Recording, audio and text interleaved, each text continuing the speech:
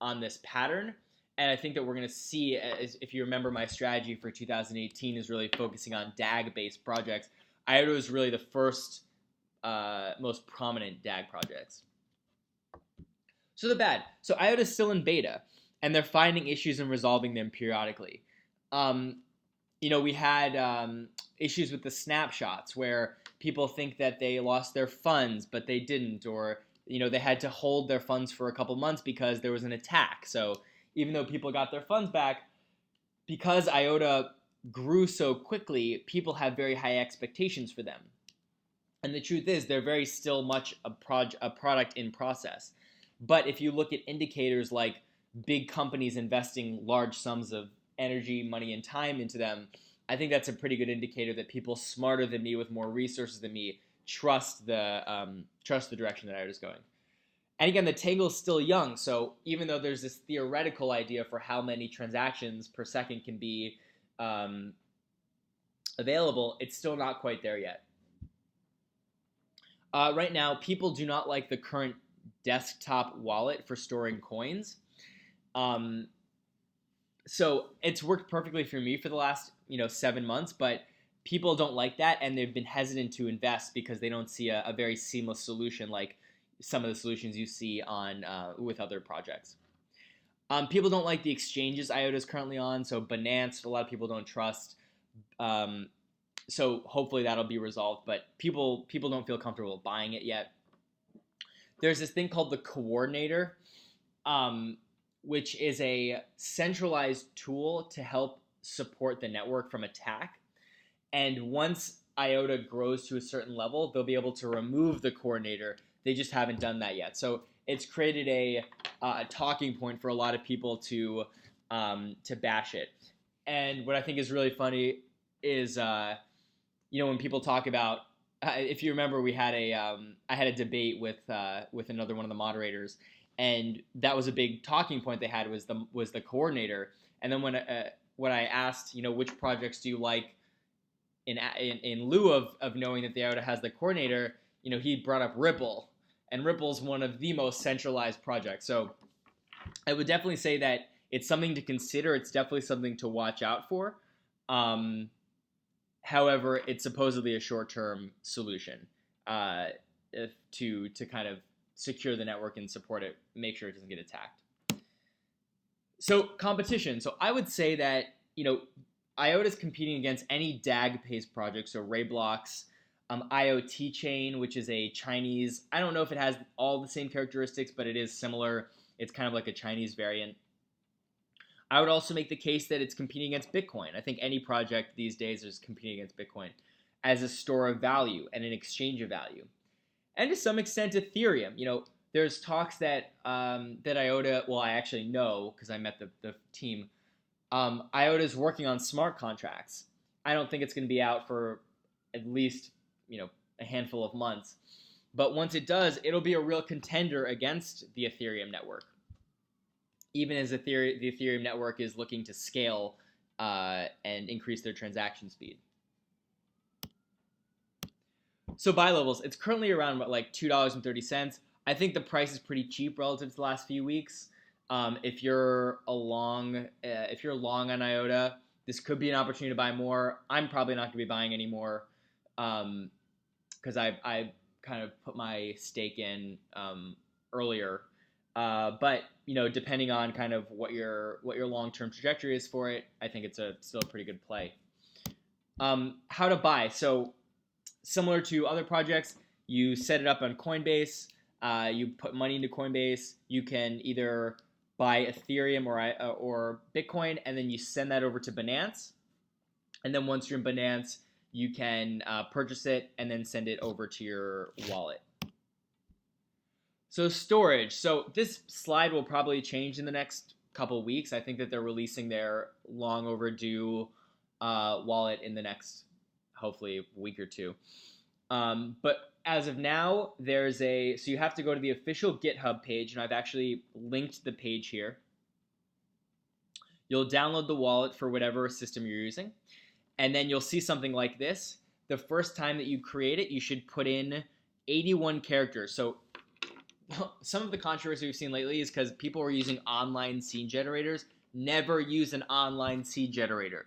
You could get hacked. They could get hacked. It's all out in the open. My personal recommendation is to just type in a as random as you can get um, key. I would also maybe look into. I know there's some ways that you can create random keys on your computer, just in your desktop without accessing the internet. So the first time you do this, you're going to type in an 81 character passphrase, and then once you do that, that will be your official key moving forward. So you'll store that like you store your private key with any other project. So my conclusion, I really do think, I've been a big fan of IOTA even before I started kind of helping out with them. As you can tell, maybe I've been a little biased in this presentation, but I've been fascinated with IOTA since it was at 30 cents. IOTA's positioned itself to be a serious contender in the distributed ledger space with its partnerships. It's creating a foundation. It's got big name players backing it. It's reaching out to industry. So I love that it's not only looking for consumer applications, but also industry applications. And I think that's really having them think long term rather than just a project that to pump. I think there are still some kinks to work out. Hopefully the wallet will be resolved soon. Hopefully we won't have to keep doing these snapshots. Hopefully they'll discontinue the coordinator soon.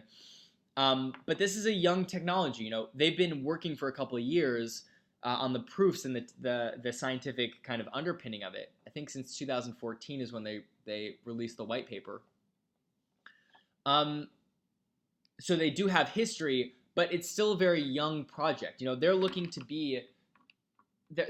to create or take advantage of this multi-trillion-dollar Internet of Things economy. So this is still very early days, I would wager to say. I personally think that IOTA could be a $100 billion market cap by the end of the year. And that might be a very, very conservative estimate. What we found with these big projects is that they kind of come in spurts. So we could see a situation where IOTA stays at this price for months and then skyrockets, or not. I'm not gonna make an assessment on when I think it might get there. I just think that IOTA could definitely be a top 3 contender by the end of the year. So because of everything that I know about IOTA, because of the research that I've done, because of the roadmap that I've seen, because of the fundamentals, I'm giving it a 90 out of 100.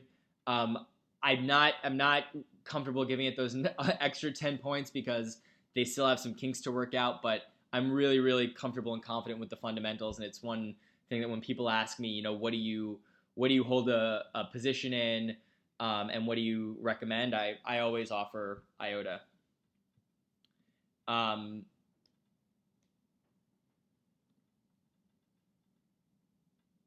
So yeah.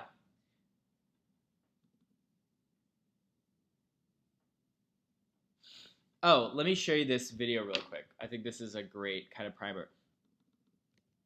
And I'll answer this quick question. So someone asked, let this load. Let me answer this question, then I'll ask. So someone asked, don't partnerships with big corporations tend towards centralization? So no. And the reason it doesn't is because all they're doing is creating a node. So I would make the case with other projects that might be the case, but with IOTA, so when Bosch, implements IOTA for a billion IoT devices, let's say that they do, they've created nodes. So unlike Bitcoin, where there's miners that control that control hashing power and can make recommendations on where the community, the direction it takes because of the size of the hashing power, IOTA is a little more is way more distributed in the sense that it's just full nodes that anyone can play. So even if Bosch has 10,000 full nodes, that doesn't make it any more powerful in terms of direction than someone with 2 nodes or 3 nodes or 4 nodes. In fact, they're actually supporting the network by creating more nodes. So I'm going to show a video real quick that I think kind of gives some perspective of why I really love IOTA.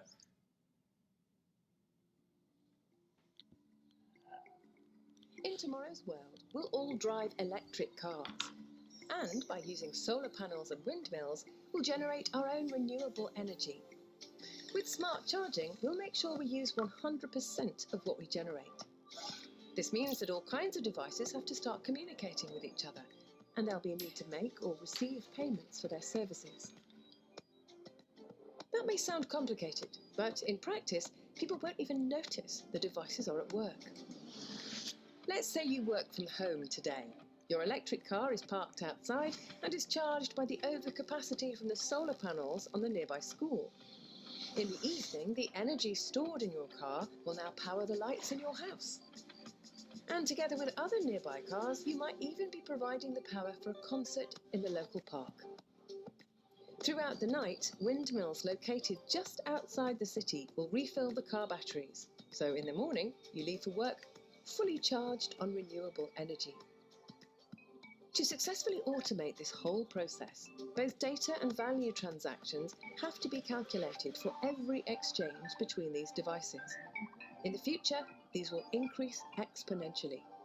The old approach of registering every electricity exchange centrally and then paying through the bank afterwards is not particularly appropriate for these kinds of microtransactions. Luckily, there's a new kid on the block: cryptocurrencies. These are way more suitable thanks to the underlying distributed ledger technology, or more simply, DLT. It is secure, transparent, and peer-to-peer, and supports both data and value transactions. The best-known DLT application is the Bitcoin, but because of limitations in its technology, it's not really suitable either. But hang on. Recently, better alternatives have become available. One of them, IOTA, makes use of the Tangle, a new kind of technology, which is ideal for these microtransactions. It is fast and costs close to nothing because the users validate all the transactions themselves. It's an ideal, decentralized approach. To explore this possibility, we've built an IOTA charging station prototype, where you can use IOTA to pay and charge. No need for a card or subscription.